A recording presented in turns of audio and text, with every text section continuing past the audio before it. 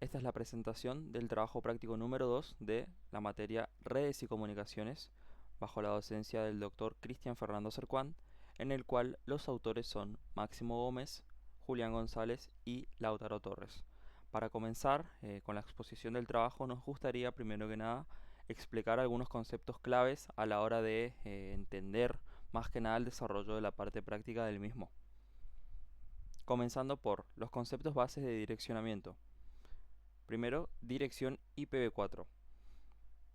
Es un identificador lógico de 32 bits, escrito en 4 grupos de números separados por puntos, como por ejemplo 192.168.1.10. Sirve para ubicar a cada dispositivo dentro de una red de una forma única. Luego tendríamos el concepto de parte red y parte host.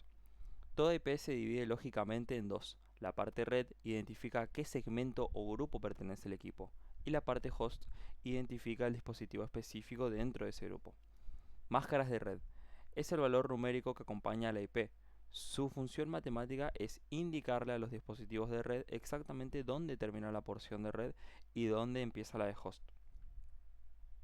IP estáticas y dinámicas. Las estáticas se configuran a mano y nunca cambian, por lo que son obligatorias para servidores o impresoras.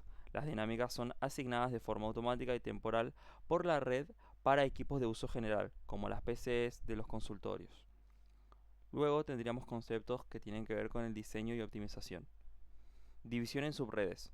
Es la técnica de tomar un bloque grande de direcciones IP y dividirlo lógicamente en redes más pequeñas para mejorar la seguridad y reducir el tráfico innecesario. Subneteo FLSM, máscara de longitud fija. Consiste en dividir una red en subredes que tienen exactamente el mismo tamaño. Aunque es difícil de calcular, provoca un gran desperdicio de direcciones IP.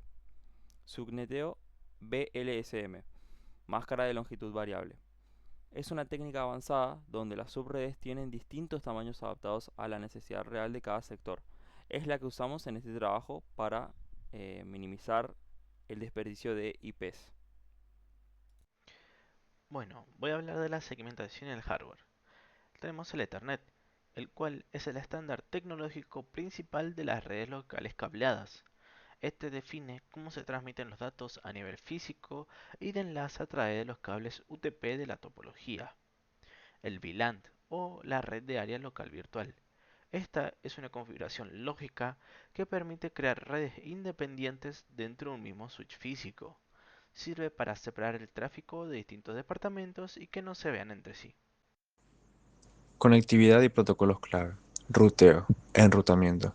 Es el proceso fundamental que realiza el router para decidir cuál es el camino óptimo que debe tomar un paquete de datos para saltar de una red a otra hasta llegar a su destino. ICMP es un protocolo complementario de diagnóstico. Lo utilizamos para probar la conectividad entre equipos, principalmente a través del clásico comando ping. TCP y UDP, capa de transporte. TCP establece conexiones seguras garantizando que los datos lleguen completos y en orden. UDP, por el contrario, prioriza la velocidad sin confirmar la entrega, siendo ideal para transmisiones en tiempo real como el video de nuestras cámaras. HTTP es el protocolo base para la navegación web. En nuestro proyecto es el que nos permite acceder a la interfaz gráfica del servidor IoT a través del navegador de la PC de monitoreo. Reglas de asignación de direcciones IP. Son las normas matemáticas que fundamentan por qué no pudimos usar cualquier IP al configurar equipos. Establecen que, en cualquier subred, la primera dirección está reservada para identificar la red misma, dirección de red, y la última está reservada para enviar mensajes simultáneos a todos los equipos, la dirección de broadcast.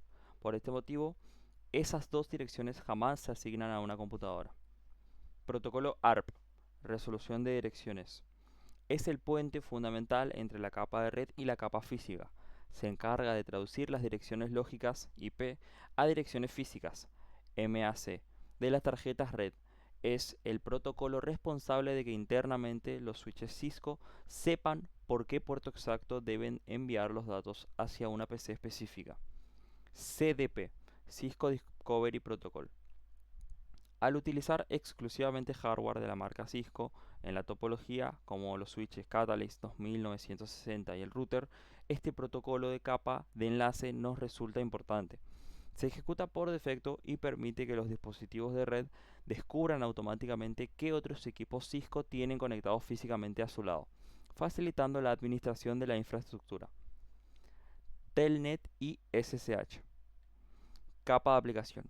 Ambos protocolos permiten la conexión remota a la línea de comandos de un equipo, pero Telnet transmite todo en texto plano, lo que hace vulnerable. SSH, en cambio, utiliza criptografía para encriptar la conexión de extremo a extremo. Los switches usando SSH de forma segura sin tener que ir físicamente con un cable de consola a una planta baja. SMMP. Protocolo simple de administración de red. Es el protocolo dominante para monitorear y controlar los dispositivos de red. DMZ. Zona desmilitarizada. Es una subred perimetral altamente controlada que aísla los servicios expuestos del resto de la red interna corporativa para contener posibles ataques.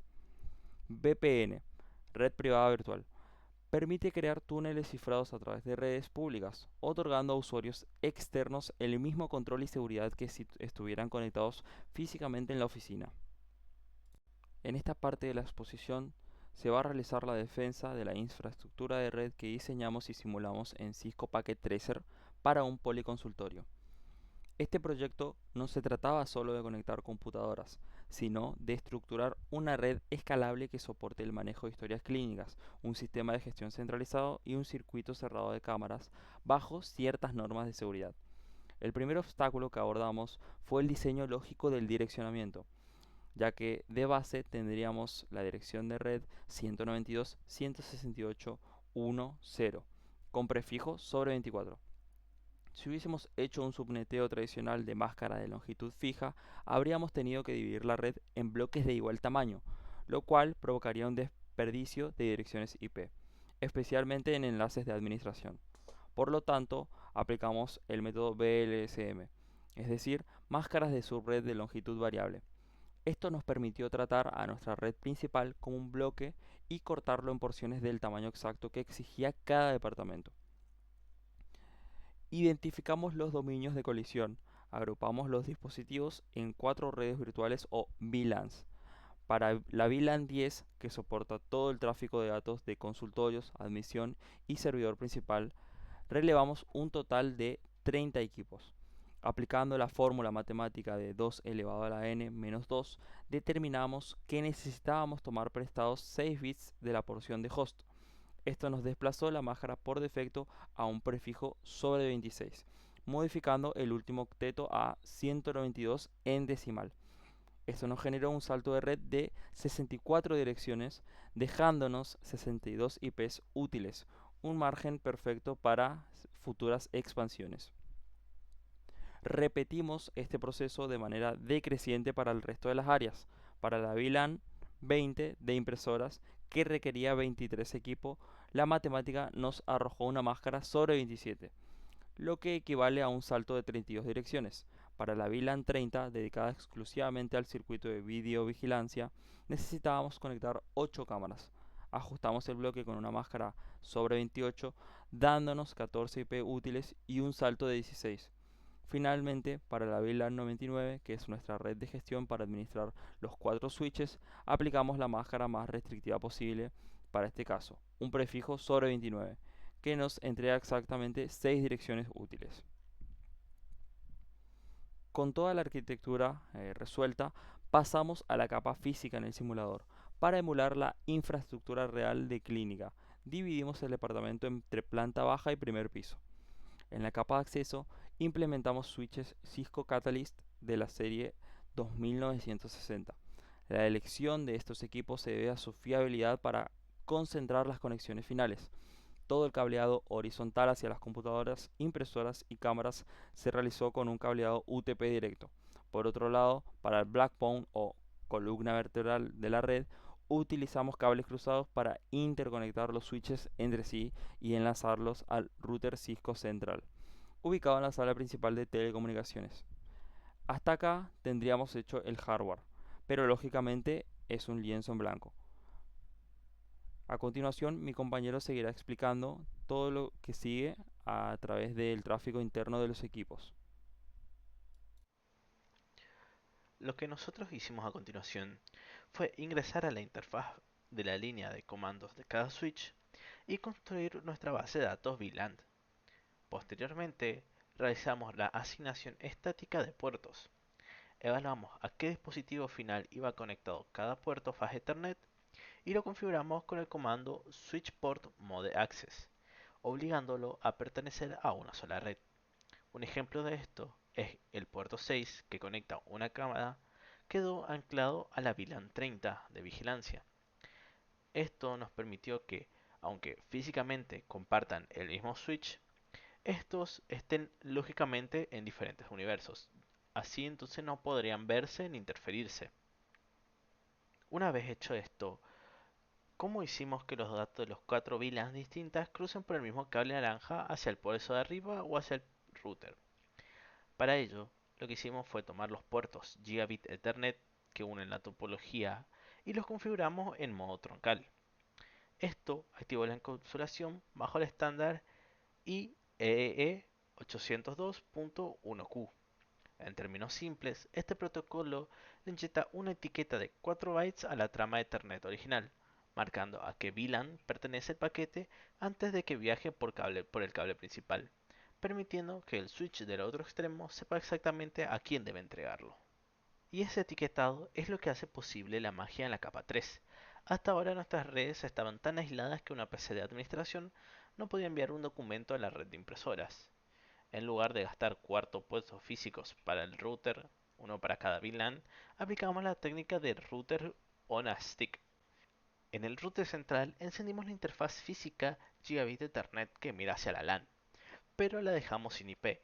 En su lugar creamos subinterfaces lógicas en la memoria del router, la G0 barra 0.10, la G0 barra 0.20 y la G0 barra 0.30. A cada subinterfaz le dimos el comando encapsulation.1q, seguido del número de su VLAN, para que sepa leer las etiquetas de las que hablamos antes. Finalmente, le asignamos la primera dirección IP válida de nuestras subredes PLSM.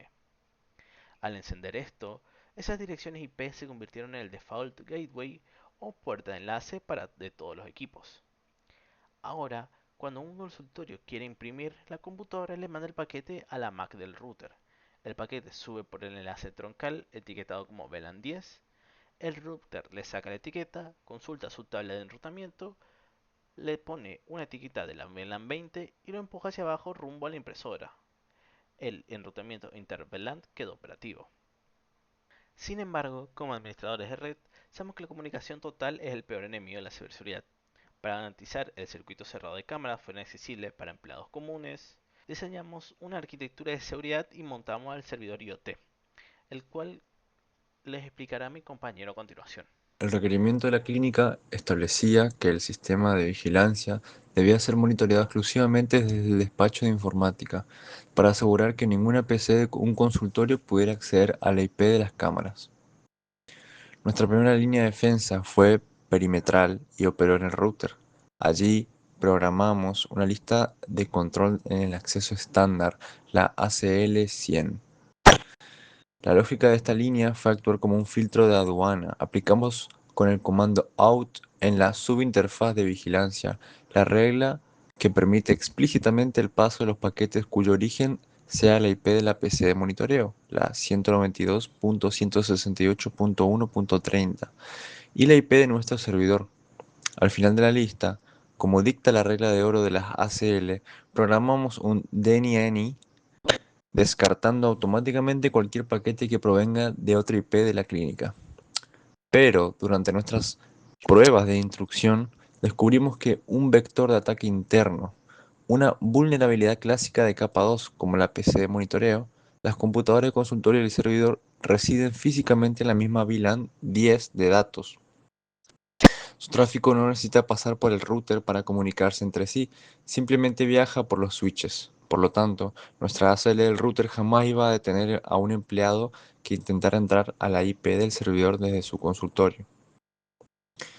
Para parchear esta vulnerabilidad lógica, levantamos nuestra segunda línea de defensa. Encendimos el IPv4 Firewall, que viene integrado en el propio sistema operativo del servidor. Allí fuimos muy granuales. Configuramos una regla de acción, allow, autorizando el tráfico proveniente del IP del administrador. Otra regla autorizando al router. Y cerramos la lista con un deny absoluto en la máscara de comodín 255, 255, 255, 255, bloqueando al resto de la red.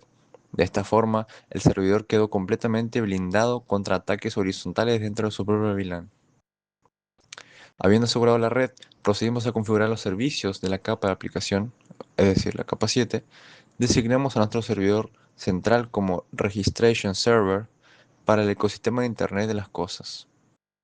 Desde la computadora de informática iniciamos sesión vía web, creamos el panel de control y fuimos configurando las propiedades de cada una de las 8 cámaras para que transmitan hacia esa dirección remota.